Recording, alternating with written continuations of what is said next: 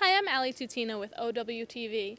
Today we're talking about Hurricane Irene and the effects it had on the teachers and the students that week that SUNY Old Westbury was closed. So let's go hear what happened that week that we weren't here. It was very eerie. In a lot of ways, it almost felt like one of these Hollywood apocalyptic type movies because the buildings are still here, but the people are all gone. Hurricane Irene was really devastating for my area.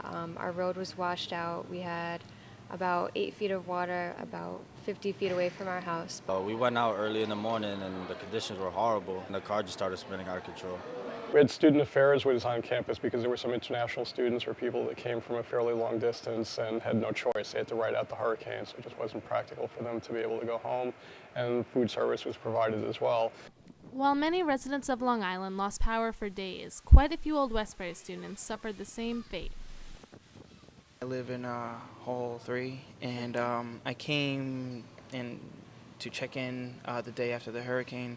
There was absolutely no power, the signal was out, there was absolutely nothing, so I just left. Phone service was disrupted. The cell phone tower on the campus didn't work. It turns out that they'd suffered a fault someplace off campus, so the AT&T, the T-Mobile, and the Verizon towers were all down.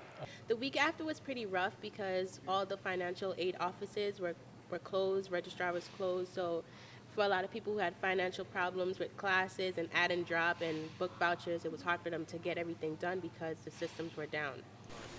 While some students found the damage discouraging, other students found ways to cope.